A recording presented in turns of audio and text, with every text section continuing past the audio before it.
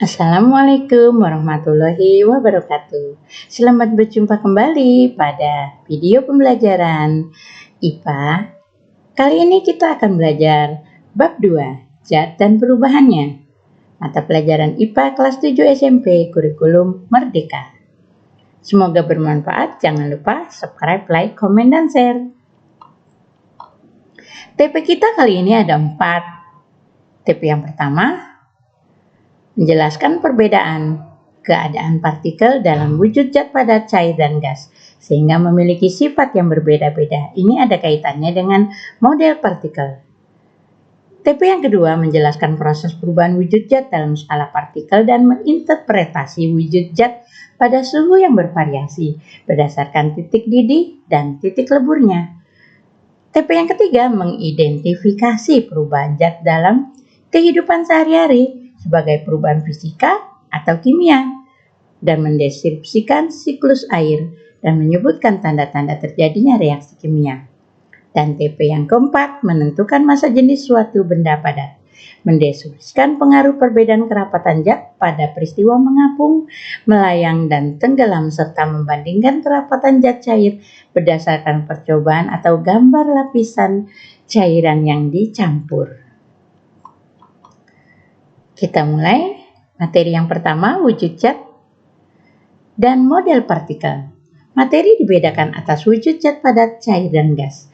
Perbedaan dari sifat dari ketiga wujud ini dapat dijelaskan melalui model partikel. Kalau kalian memasukkannya ke dalam bekas jarum suntik, maka benda padat yang tidak dapat dimanfaatkan. Sedangkan zat gas sangat mudah sekali dimanfaatkan. Nah, ini berkaitan dengan kedudukan partikelnya. Kedudukan partikel zat padat sangat rapat sehingga partikel tidak dapat bergerak. Sedangkan kedudukan partikel zat cair, ada ruang di antara partikel dapat bergerak tapi terbatas.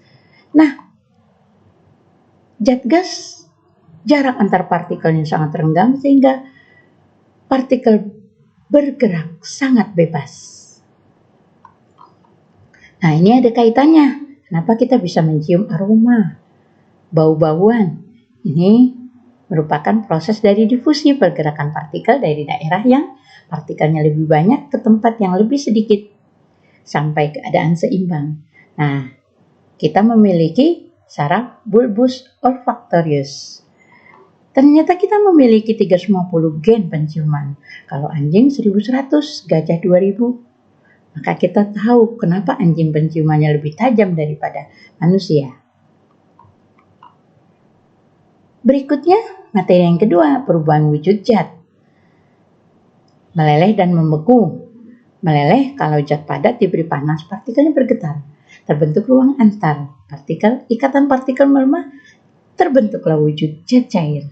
Sedangkan membeku didinginkan dari zat cair, kehilangan energi panas, partikelnya bergerak melambat, mendekat rapat, dan terbentuklah zat padat. Berikutnya, masih perubahan wujud zat, menguap dan mengembun. Menguap, zat cair menjadi uap air yang merupakan gas. Menguap terjadi pada permukaan zat cair, sedangkan mendidih terjadi pada semua bagian zat cair. Sedangkan kondensasi, mengembun, gas yang terbentuk, panasnya berpindah ke udara sekitar.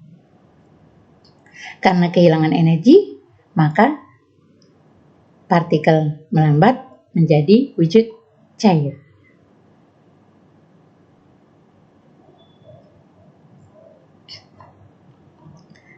Masih perubahan wujud zat, menyublim dan mengkristal.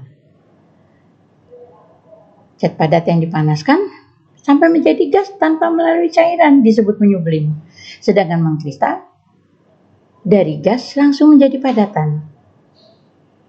Nah, ada yang membutuhkan kalor, menguap, melebur, menyublim. Ada yang melepas kalor, mengembun, membeku, mengkristal.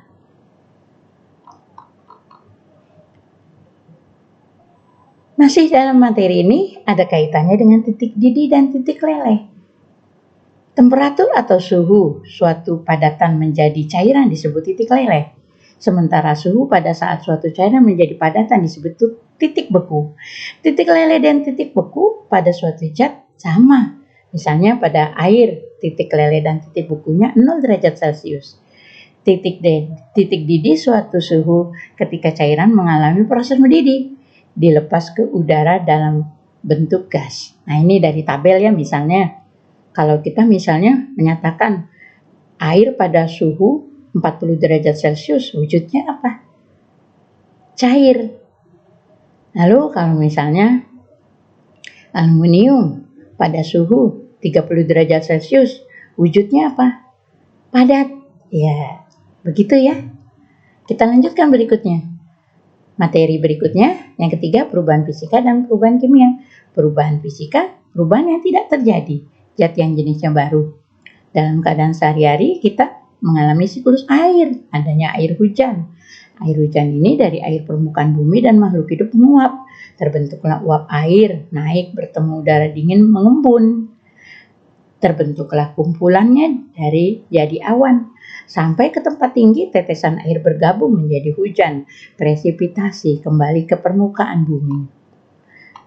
Berikutnya perubahan kimia, perubahan yang menimbulkan wujud yang baru, zat jenisnya baru. Dapat ditulis bereaksi menjadi produk. Ada 4 tanda terjadinya reaksi kimia, misalnya perubahan warna. Pada percampuran timbal 2 nitrat kalium iodida terbentuk timbal 2 iodida. Warnanya kuning. Ada juga yang terbentuk gas kalau logam dimasukkan ke dalam asam. Ada juga terbentuk endapan, misalnya endapan kalsium karbonat. Ada juga perubahan energi, cahaya ketika pembakaran berlangsung. Materi yang terakhir, kerapatan. Kerapatan merupakan massa jenis. Massa jenis adalah pengukuran massa setiap satuan volume benda, sehingga semakin tinggi massa jenisnya, maka semakin tinggi massa jenis suatu benda, maka semakin besar pula massa setiap volumenya. Rho sama dengan M per P.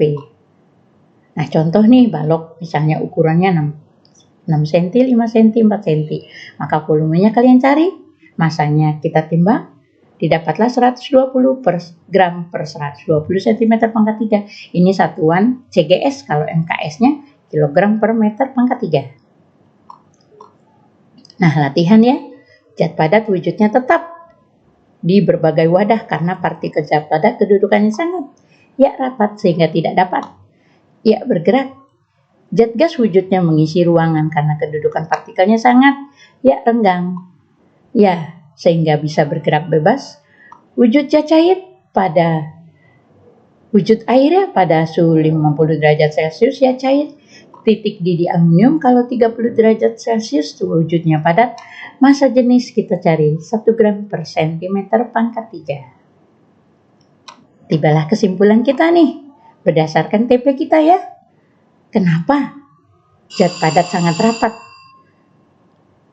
Ya, partikelnya sangat rapat, zat cair renggang, dan zat gas sangat renggang. Wujud zat dalam keadaan padat cair gas tergantung titik leleh dan titik didihnya. Perubahan wujud yang tidak menimbulkan zat yang jenisnya baru, perubahan fisika. Perubahan zat yang menimbulkan zat jenisnya baru dinamakan perubahan kimia. Massa jenis atau kerapatan. Massa per volumenya. Semakin kecil massa jenis zat cair, maka kedudukannya dalam percampuran zat cair berada paling bawah. Terima kasih. Semoga bermanfaat. Wassalamualaikum warahmatullahi wabarakatuh.